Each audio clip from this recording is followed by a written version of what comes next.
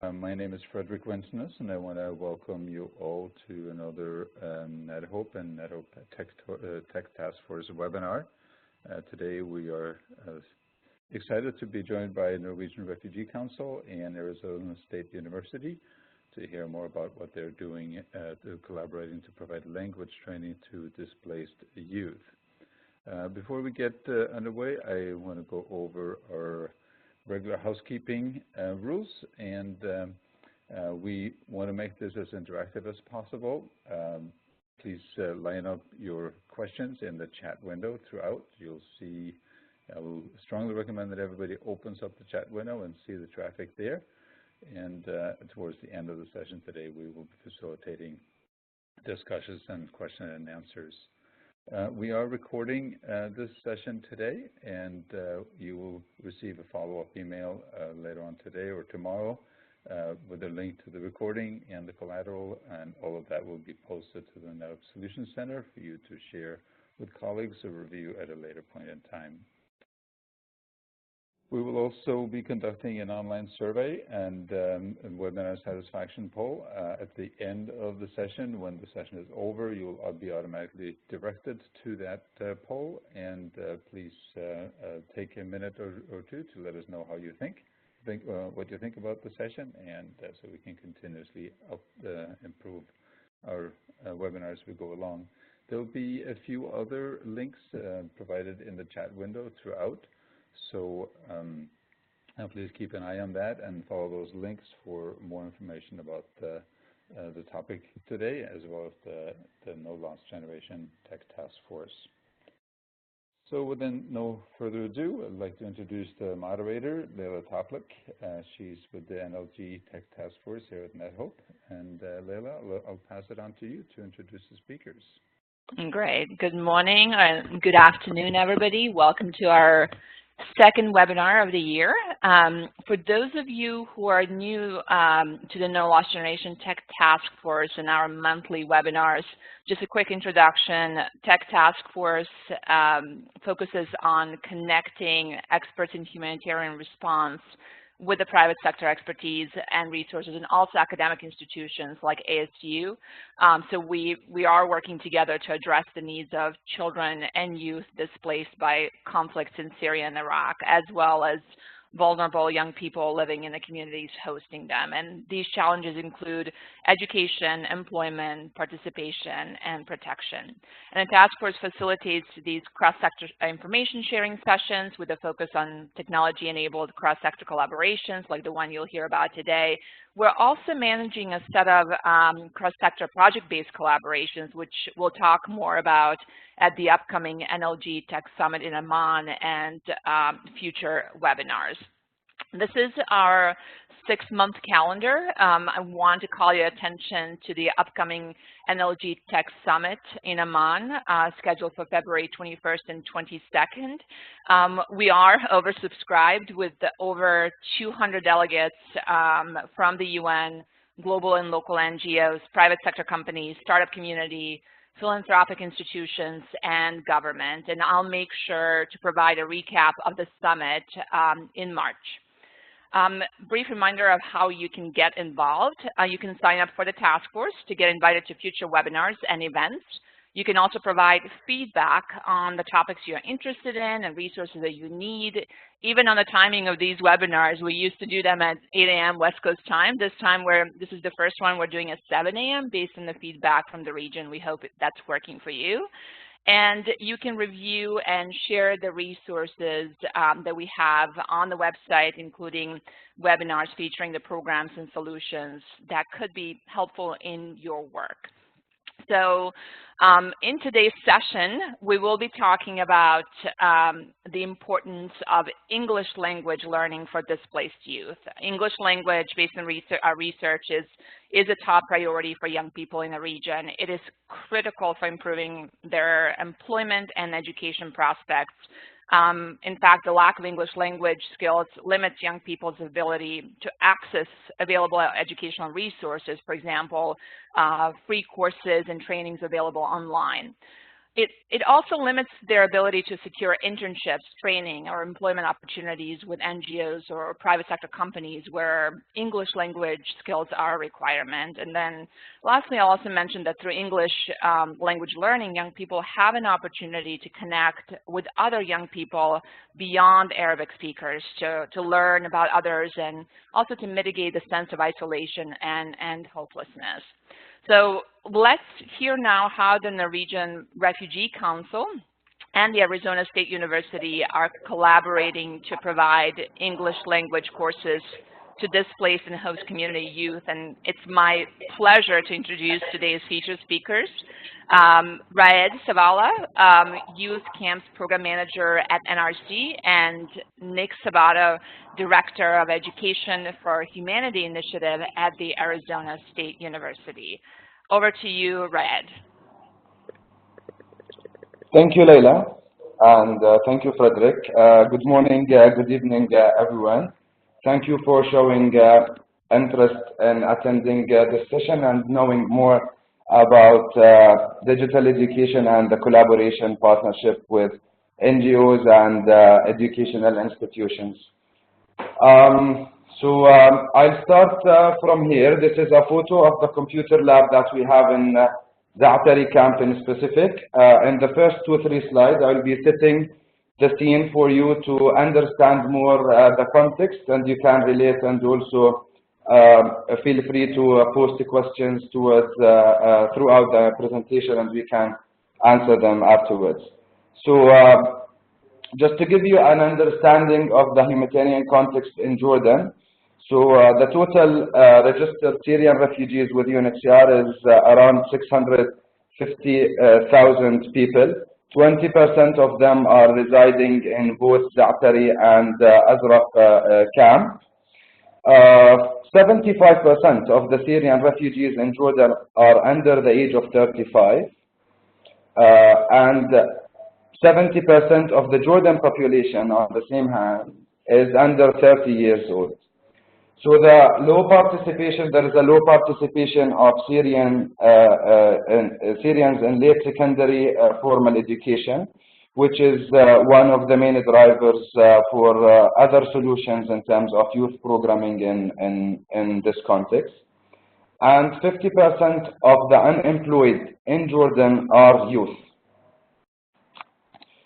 So this is just to give you an understanding of the context, and going directly to the issue, the main issue regarding this intervention between NRC and ASU.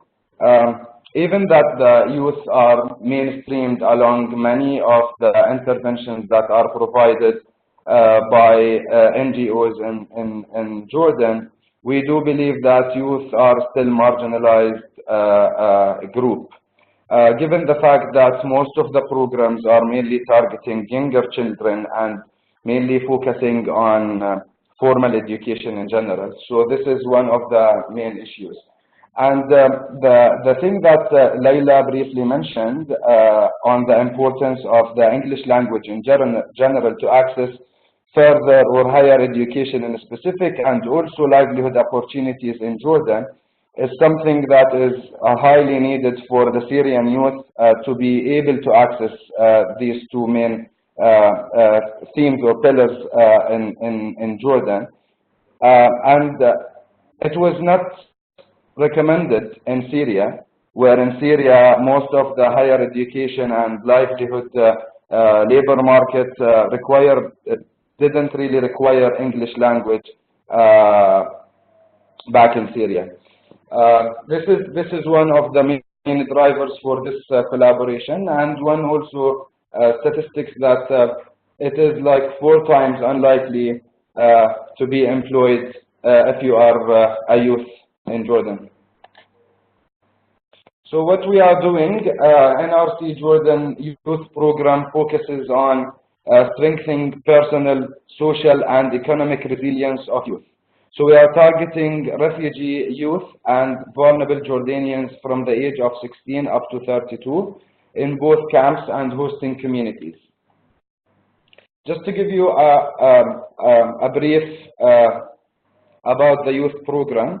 So we established the program back in March 2013. The program is being supported by 58 staff.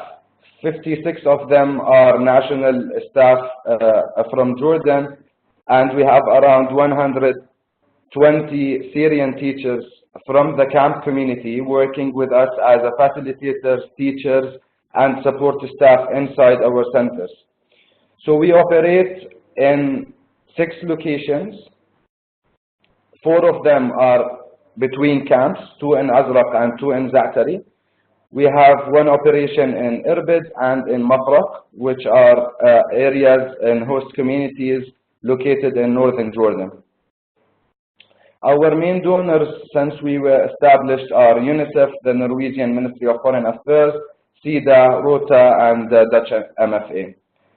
The program mainly focuses on 3 main pillars throughout the provision of classes and technical skills courses. We try our best to provide 3 pathways so youth can choose between continue into the livelihood or the social engagement pillar, or if they choose to go to further education. So this is also a picture for the youth center in Za'atari camp, one of the oldest youth centers in Za'atari camp. Za'atari camp population is around 80,000. 30% of them are youth. So how we work? In the youth program, we try to provide as much as possible structured quality learning opportunities with a huge area of flexibility to accommodate the youth and the context needs. And as I said, the 3 pillars are obvious here, where we focus on enhanced livelihood, so the youth can choose after sitting some education to go to technical skills with the provision of also life skills, business skills, employability, IT skills, and job matching offers from our NRC staff, so they can direct them to job opportunities inside or outside the camp. The second pillar is about the social engagement. We do believe that the youth, while they are staying in our program, they have the chance to engage with their peers. They have the chance to come up with social initiatives using the skills they acquired, and we also encourage them to be as much possible socially engaged in their communities. And on the third pillar, which is, I think, the pillar of what we are talking about today, is the further education and training support. So we support students interested in setting higher education into accessing computer labs, internet resources. Sometimes we provide online facilitators to support students who manage to get a scholarship for online education. And ASU as a platform is one of the opportunities that the youth experienced recently, and I'll leave it to Nick now, so he can take it forward and tell you a little bit about ASU. So Nick. Thank you, Rod, and thank you, Layla and team, and thank you to all the attendees for your interest. A little bit of context about Arizona State University, just to start, and then I'll go into a bit more about the program and the actual partnership as well. So for those that are not familiar with Arizona State University, it's one of the largest public research institutions in the United States. There are currently over 100,000 students who are pursuing a variety of degree programs, whether that be at bachelor, master, or doctorate level. Of particular note is about 25,000 of those students are pursuing their degree entirely online, from both within the United States and outside as well. And so all the initiatives at the university are driven primarily by the charter that's on the screen here, and the most important concept to that is that the mission is based in whom we include rather than exclude, and providing access and inclusion to different types of learners. And so out of that mission then is increasingly kind of the recognition of our place as a member of the global community. And so the initiative of which I'm a part is the Education for Humanity initiative, which began about a year ago, essentially with the mandate to extend educational opportunity and access to refugees, displaced, marginalized learners, and the host communities of which they may be a part. And so really kind of started a year ago at looking at what educational assets do we have as an institution, digital or otherwise, that we might be able to help fill a void or complement the work that's already being done for this population around the world. And so obviously we're in a time of great upheaval, and so looking at how we can play a part in being a part of the solution and really the fabric of the educational sector for those who may not have the same opportunities that others may. And so Jordan, obviously for all the reasons that we are aware, became one of the first opportunities that we really were seeking to address or see how we can play a role. And really the main solution that we've come up with after a lot of market research and speaking with learners, speaking with other organizations and universities, is in developing kind of pathways for learners to be able to reach their own individual educational ambition. And so this is primarily done in our perspective through the development of bridge or foundational courses that lead into a first year of university or tertiary level education, and learners can complete their undergraduate degree then through local institutions. And so one of these bridge courses or foundation courses is the topic of today's discussion, and that's English language. The model that we're kind of espousing here and kind of sets again the context, overarching context of this partnership was really developed from the user-centric perspective. So looking at refugee learners and their needs and the environment in which they are seeking their education. And so ASU works directly with a number of different stakeholders, but primarily, especially in this case, NRC is a deployment partner that provides things like the learning center, the technology, the connectivity to the internet, as well as recruitment of facilitators and recruitment of refugee learners.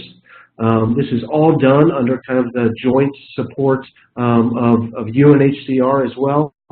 And then the role that ASU plays is in providing kind of that educational content as well as some of the training and evaluation metrics for learners themselves. So again, the learners are able to attend a deployment center, be exposed to academic content in a blended learning format that's done in complete collaboration between ASU and NRC. And then the end goal is that learners are going to be able to matriculate into local institutions to be able to complete a degree.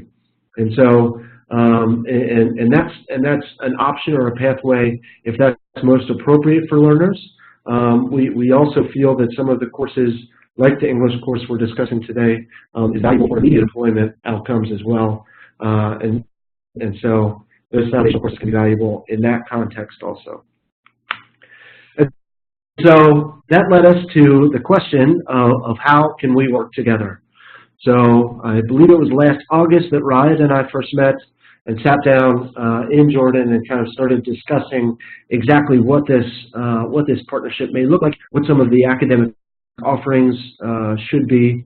And after a lot of discussion with stakeholders, both at the university, within NRC, and particularly refugee learners themselves, landed on English language as the most important aspect to address at the outset. And so, as Layla commented in the introduction and Rod mentioned as well, English is such a valuable and much sought after component because of all the different benefits that it may allow or afford a learner, whether it be in pursuing tertiary education, whether it be immediate employment perspectives, or depending on the future, whatever the future may hold for a learner, English is a skill that is transferable wherever a learner may go. And so within Arizona State University, there's a division called Global Launch, which had developed these digital English language courses that are able to be taken entirely online. But in our case, working with NRC, determined to offer this opportunity as a blended or connected learning process. And so a little bit about the Learn English Now program. There are 8 total levels within the program itself. And the pilot that NRC and ASU have developed is focused, started out specifically with level 1. And so for those familiar with kind of the international scale, our level 1 essentially equates to the A2 level on the CFER scale. So kind of the advanced beginner. So many of the learners would be coming into this course with some level of English understanding, whether that's understanding the alphabet, basic greetings, some level of familiarity that may be able to be obtained through other forms, such as Duolingo, and then that's where this program really comes into play. And so we began with level 1 here, but the full program consists of 8 total levels that then would result in a learner being fully prepared to enter into university, produce full academic research papers fully in English, and so there's an entire spectrum that the course offering consists of. And each level is intended to last about 8 weeks. Of course, there's a certain amount of flexibility that's inherent based on certain circumstances or ability to complete certain levels. It is self-paced, but the context is that working with NRC facilitators, we'd be able to complete each course within a roughly 8-week period. So who are the learners and who are the facilitators? The learners ended up being 46 Syrian refugees split between Zatri and Azraq camps. We designed the program with kind of we wanted to reach a threshold of learners to account for any attrition that may arise, but also create kind of a cohorts or community feel that allows learners to continue to be motivated and successful in the course. We had no idea what the demand would be, and so when we found out that 177 individuals took the placement diagnostic, which is essentially the assessment test of where learners would fall within the 8-level spectrum, we were extremely encouraged at the demand and interest in the course. And so after kind of the dust settled and we saw who was eligible based on that diagnostic, we ended up having 19 females and 27 males enroll in the program in full. We aimed for gender parity, but this was as close as we were able to come based on the results of that test and based on the split between the 2 camps itself. Facilitators, there are 2 facilitators in each camp, and these facilitators are Syrian refugees that reside in the camp and just have some experience as a professor or instructor back in Syria, most of which were in the English language capacity. And so now I'll pass it over to Niraj to discuss a bit more about what's needed for the implementation phase. Thank you, Nick. So for colleagues working in academic institutions and also for colleagues who are working in the field, so what we need to implement similar programs, I would say in addition to the access to a certified learning platform, and the certified means like not only the certificate, but the thing that we need to focus on something stackable where the youth can progress through attending the course, or they know that at least they have the opportunity to progress. It's not one-off course of English language that might not help them to progress as they wish. In addition to that, we need, of course, the infrastructure, computer lab, internet access, and also the physical space. This is something that we emphasize on, and I'll be talking about more. I'll elaborate about it in the coming slides.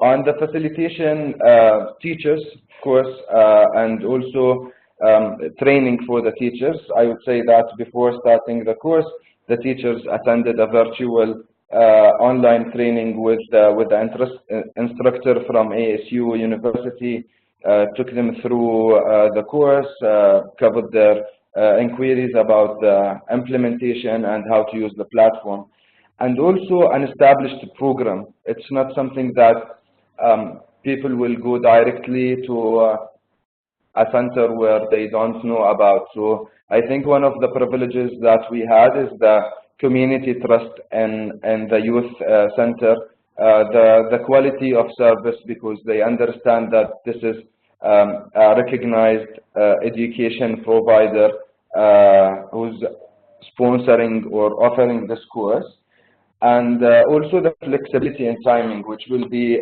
more clear to everyone in the coming slides.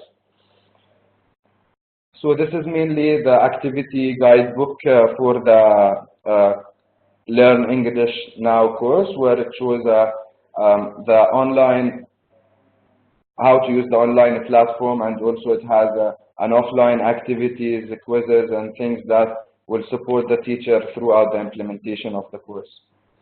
So how we started the student selection? Of course, we outreached. We focused as this is the pilot. We focused on like a targeted outreach for former students who has some level of English language, and we managed to have 177 students sitting the placement test, and also the selection was based on the levels that they fall in. So the picture on the right shows the levels of students. So we grouped them to make sure that the ones who are sitting level 1 are all around the same mark in the placement test. One major factor for the success of similar approaches was the connection between the teachers, learners, and the education or the course provider. So ASU visited the camp at week 2. So the facilitators were able to meet both Nick and Dr. Shane, who is supporting them on this initiative, and they raised all questions. They talked about the challenges, and they got the support from the instructor at the university, and also the students felt that they know that there's a direct connection for them, so they feel it's a real thing, more about the doubts they might have on online education in general. So this is something that will support both facilitators and the youth themselves into getting the buy-in into the course. On the sessions planning or the classes schedule in general, once we recognize the students, we have them all for a meeting to understand their time preferences. As I told you earlier, there is a lot of circumstances that might be major pulling factors for students' retention. So we made sure that our program is accommodating their preferences. So we ended up splitting into 2 shifts, one in the morning, one in the afternoon, just to make sure that the course time is not overlapping with other commitments, if they are attending universities, schools, or if they are working inside the camp. On the communication, as it might be hard for also education providers to stay in Jordan for the whole implementation period, a weekly Skype call was conducted between the facilitators that you can see in the picture and our colleague with the instructor at ASU. So they also discussed the progress. The instructor will give them like insights on students' progression once they finish the assignments or the quizzes, the activities. So they are still connected with the professional and experienced English trainers, so they understand and they keep providing the students as much as possible. This is showing one of the teachers, and in the background you can see the computer lab that we use for the basics computer ICDL classes, and also for this intervention for the courses. And the students, along with the teachers, are doing an offline activity in the center. One major thing that I wanted also to mention as a benefit from the technology, or for the role of technology in this collaboration, it's something very important and valuable for NRC and also for our beneficiaries, that we collaborate with accredited or educational providers. So the technology allowed us to benefit from ASU expertise in terms of the English language provision, the course, the online platform. So we are not reinventing the wheel. We are using available resources, which is also certified, and the platform is user-friendly, tested already. So this is one of also the major roles that the technology supports in this regard. So this is showing that the online platform also will give an introduction. There's a tab for conversation cafe where students can sit with their peers or with the instructor, practice. They can do worksheets and also quizzes. And on the left, you can see a sample of the certificates that they got for Learn English Now.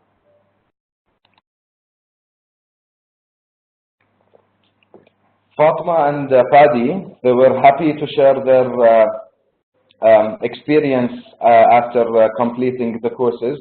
So both of Padma and Paddy showed that they believe that continuing this course might put them on a track that will improve their English language, to help them continue their studies, and also continuing school and jobs, access to more jobs. As I mentioned, this is something that is required. It's beneficial in the camp, and it is required to a very good extent outside the camp. This is the picture also with their teacher. So yeah, of course, most of you are wondering that what might be the challenges for this. Of course, as we are providing this in a camp context, limited access to internet, electricity cuts, sorry, are happening frequently. No one can predict anything like this in the camp context. So also the time differences between Amman time and Arizona time when it comes to communication with the university. And a big shout out to Shane, who was doing the Skype calls with the teachers at 5:30 his time, just to accommodate the time differences issue.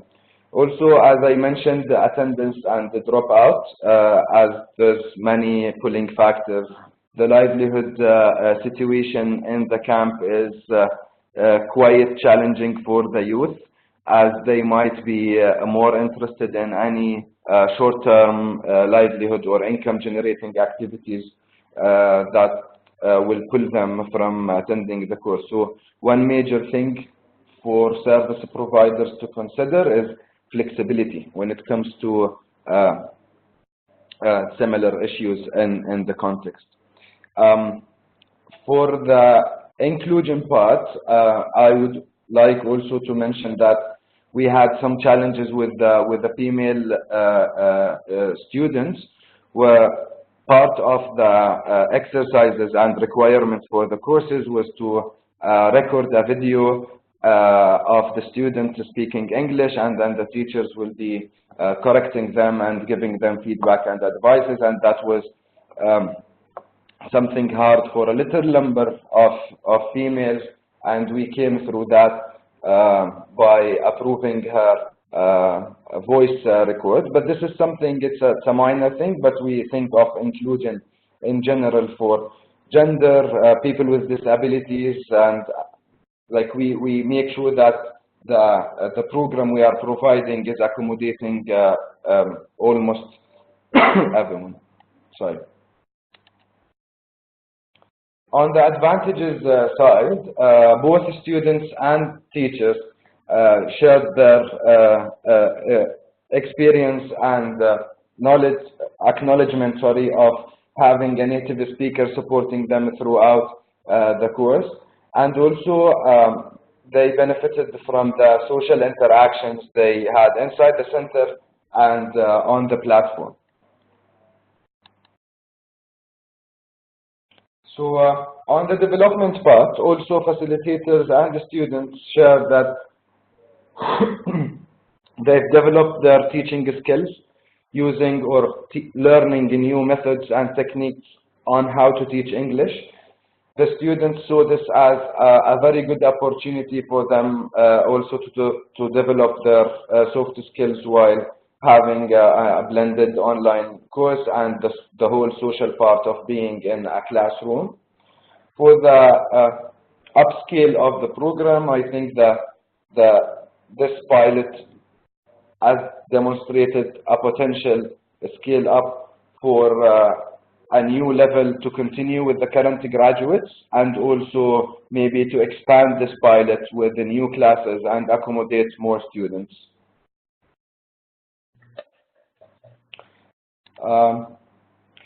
Nick, to you. Thank you, Rod. So a little bit about the next steps in terms of the partnership itself and with regard to the learners. And so as we mentioned, we just concluded level 1 of 8 total levels. And so right now, we're in the process of kind of mining the data and being able to see exactly what some of those outcomes were.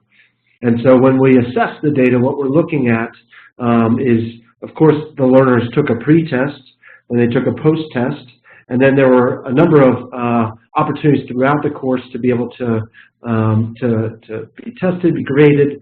And so we're looking at all of those aspects to see exactly what led learners to be able to pass, what were some challenges, things regarding attrition that maybe arose. And one of the real benefits to our visits to the camp and to the camps and working closely with the NRC facilitators is being able to administer surveys and really try to get a sense of the motivation of learners to be part of the program, but B, gain a bit better sense of the engagement level and maybe any barriers to engagement that may have existed.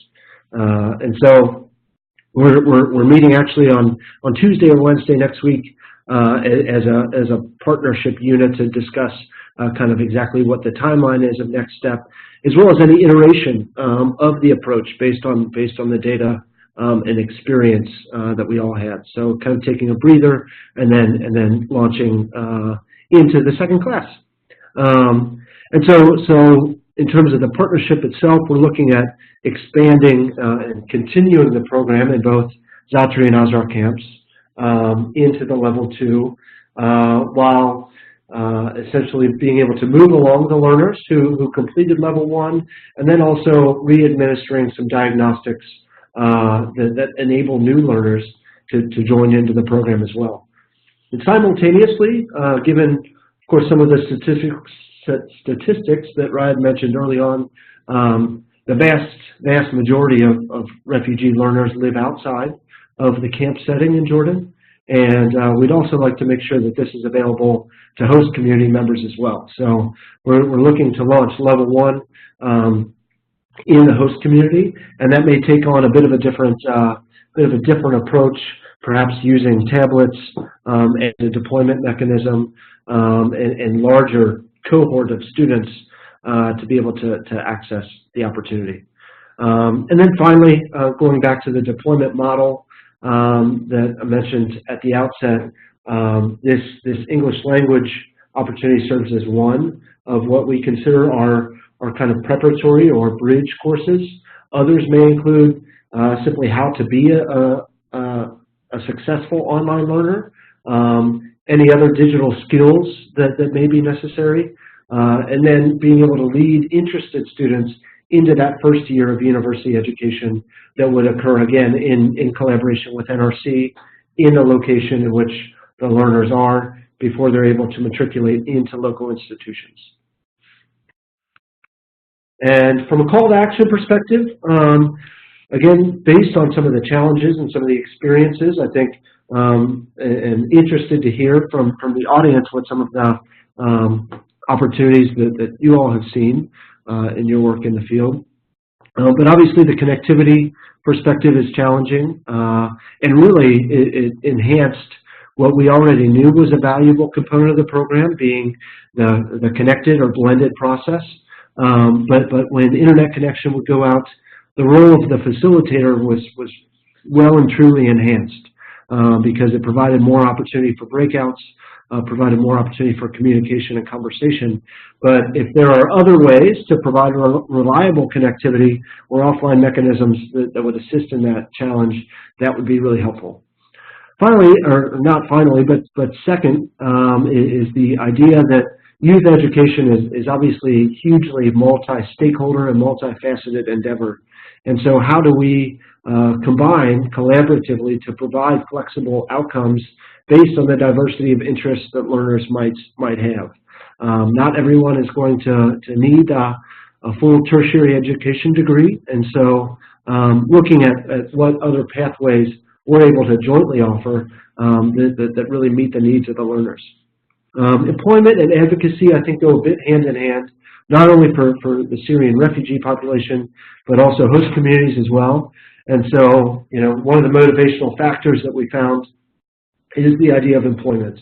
And so how do we tie or illuminate how this education opportunity is a pathway to further economic opportunity, and given that online learning itself is still somewhat new in a lot of contexts, how do we advocate for certain credentials and these certain offerings to be recognized and validated by employers and universities alike?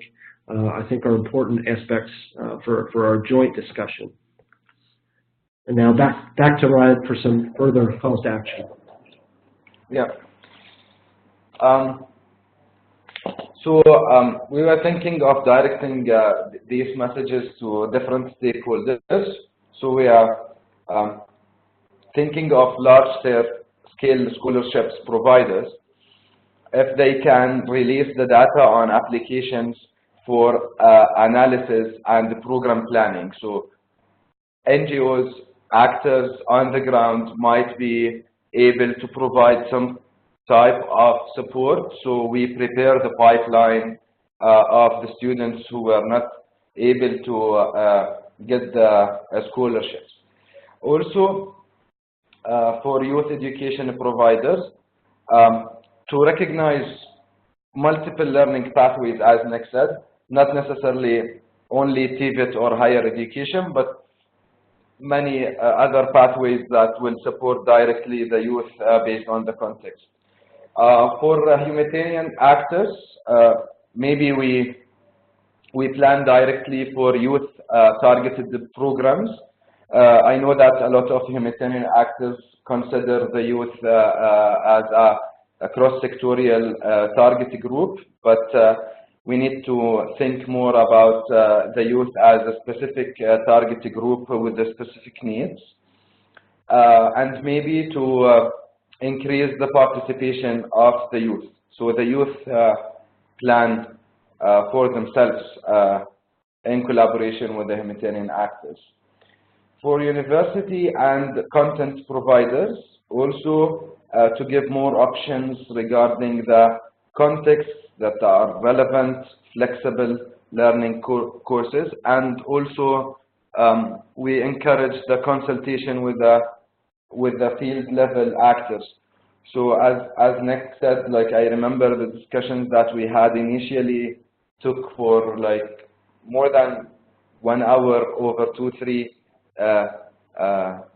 topics, and we agreed that this is something we need to explore, and they visited. So we keep it something based on the field, based on the particular context that we are targeting. Again, for youth actors and content providers, maybe we plan for a longer term outcome and application of the skill, not necessarily only looking for the certificate. I know that many of implementing actors would say that certificates are something, or certified courses are something that are highly demanded by the population, which is something true that we agree. But for us as program designers, we think of the application of the skill afterwards, and where would that fit in their future. Thank you for listening, and thank you for showing interest in this, and I leave it now to Frederick and Leila. Thank you very much, Raid and Nick. Very interesting topic, and clearly very interesting to all of the attendees. There's a lot of questions coming in, and Leila and I have tried to collate these questions, group them together, and encourage you to continue doing that while we're spending the next 12 minutes or so in the Q&A. So, Leila, I think you had the first group of questions. Absolutely. Thank you again to Nick and Red. So the first set of questions are focused on resourcing. Basically, how is this program funded, as well as is it possible to share some of the learning resources like activity guidebook that you mentioned and related materials that you're using for the program. So over to both of you to talk about the kind of the funding, the resourcing, and sharing. Sure. Right, I can take first. Yeah. So funding is always a great question and top of mind for us as well. And so to answer the question directly, this initiative and this pilot specifically is entirely self-funded, really on both aspects. So from the ASU perspective, my primary payment is internally to another division within the university, but between ASU and NRC, there's actually been no exchange of funds at all. So again, entirely self-funded, and so what we're hoping to do is first and foremost learn as much as we can from this experience, from the learners themselves, and then be able to inform our future process for both obtaining new funds and making sure that we're allocating the current funds most effectively. Regarding the activity guidebook and the resources, of course, there's a multitude of different resources that are used for this project, and so a lot of those are available in tandem with and relate directly to the course itself. So perhaps not totally open access, but certainly if whomever was the question provider wants to get in touch with me directly, we can see if there are certain aspects that are more important or more relevant than others, and I can see exactly what I can provide that would be most helpful. Thank you very much. Frederick, over to you for the next question. Excellent. Yeah, there were a couple kind of technical questions. The key question was, what platforms is the online training available?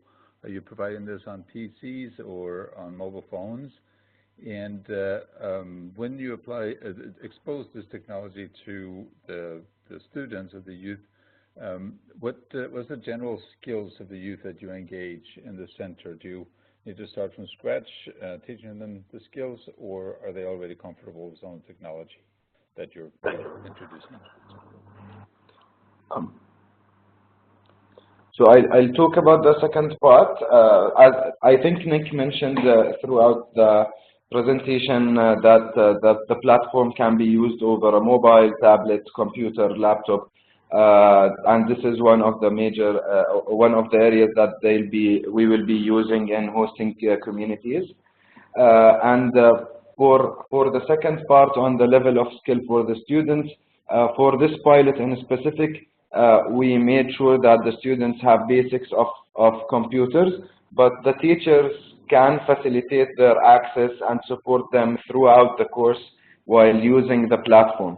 So it's a classroom setting where the teacher can support, and all of the teachers that were assigned to this pilot, they know how to use the computer. In addition, most of the, like I would say, the most popular class in both Za'atari and Azraq camp is Computer Basics and ICDL, which is the International Computer Driving License. It's very popular, so the NRC, along with our donor UNICEF, we support the certification and the cost accompanied to this. And the students, we do believe that this is something that will open new horizons for the students, as the computer skill is a skill, but it will also give you a full spectrum of options as to learn and to benefit from similar platforms like ASU.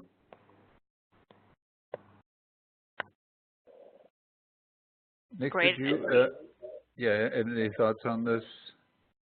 Yeah, no, yeah, I think certainly, as Rod mentioned, the courses can be taken by a variety of methods. So one of the reasons that we have espoused the desktop model first is simply because it was our first try, and felt like that was perhaps the best opportunity to have the best level of connectivity, as well as kind of creating that sense of community within the cohort. But certainly from a technology perspective, this course and most of the courses that we offer would be able to be taken by a variety or in a variety of methods, including tablet, mobile, but we've just started with desktop. Excellent. Thank you very much. Thank you. Yep, yeah, go ahead. I'll go with the next set, and it's about measurement, and then I'll add a question after that. So, what indicators are being used to evaluate the effectiveness of the program? If you can comment on that. Sure. I can start off there.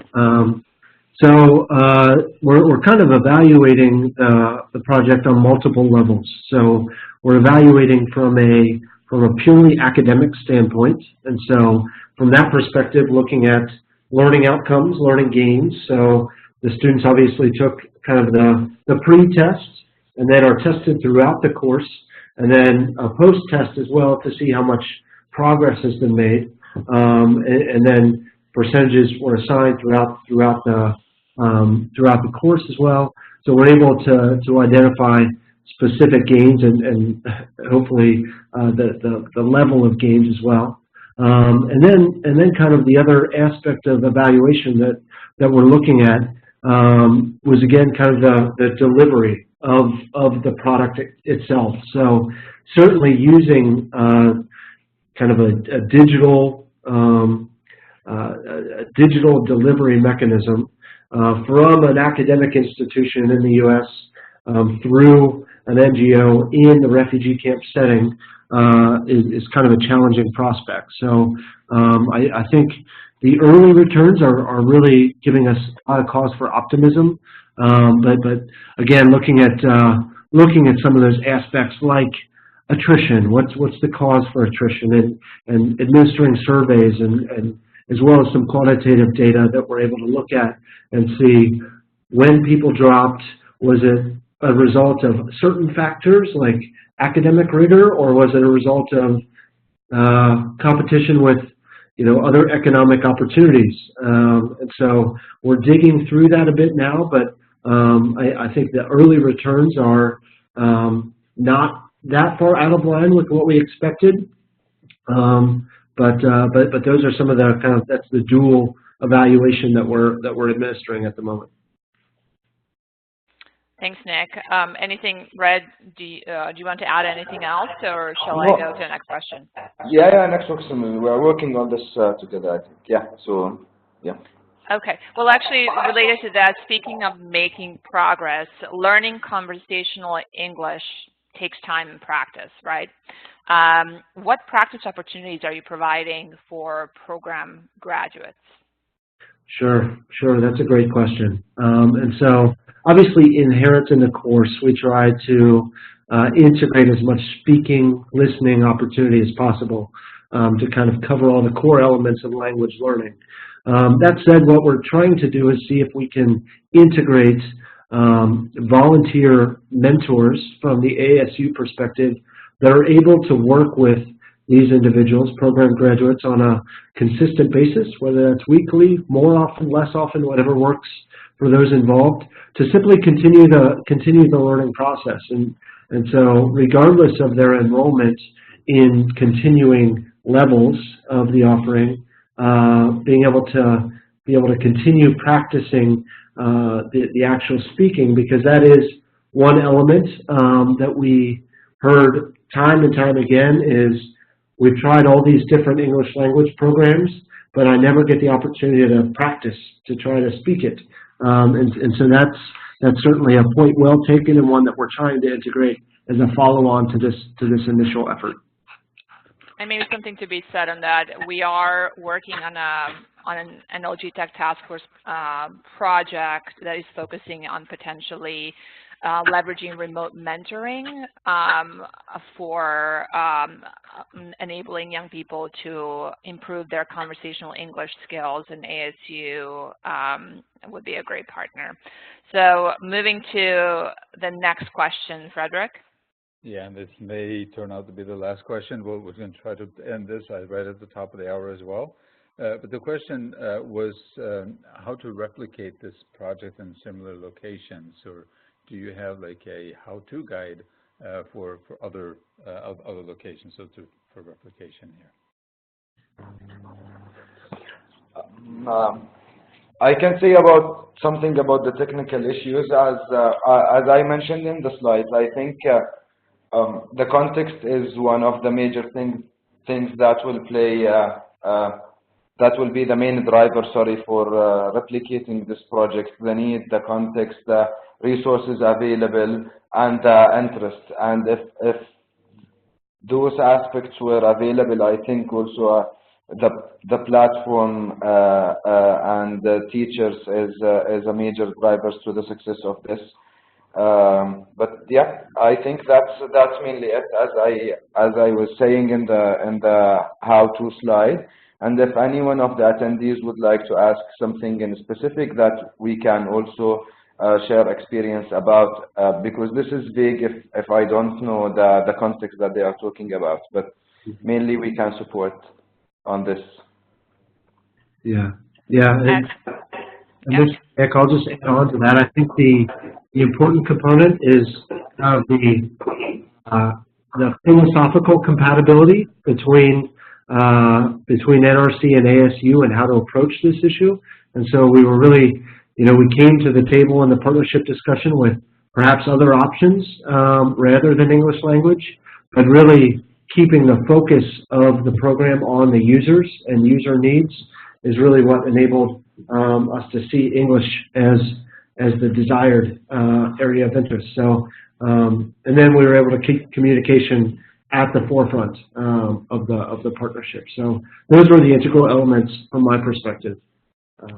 Wow, thank you, Nick and Red. On that note of a great partnership, I just wanted to thank you for joining us this morning or afternoon to learn more about the English language training program between NRC and ASU. You do have all of our contact information as a follow-up, and we'd like to encourage you to complete the survey to share the feedback with us. That survey will pop out as you close the WebEx window.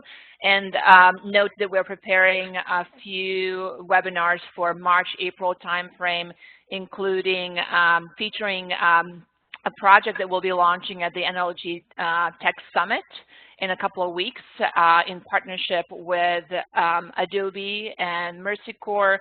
We'll be also featuring INE's new ICT database, and then you'll be hearing from World Reader in April and their partners. So more to come. Do sign up for the task force so you can receive these invitations to future webinars. And thanks again. Thank you very much, Leila. Thank you to Reid and Nick. This has been very interesting and clearly much to discuss going forward. And as Leila said, much appreciated if you answer the short webinar satisfaction poll that'll show up on your screens. Take care, everyone. Have a great rest of your day, and we'll see you again soon. Take care.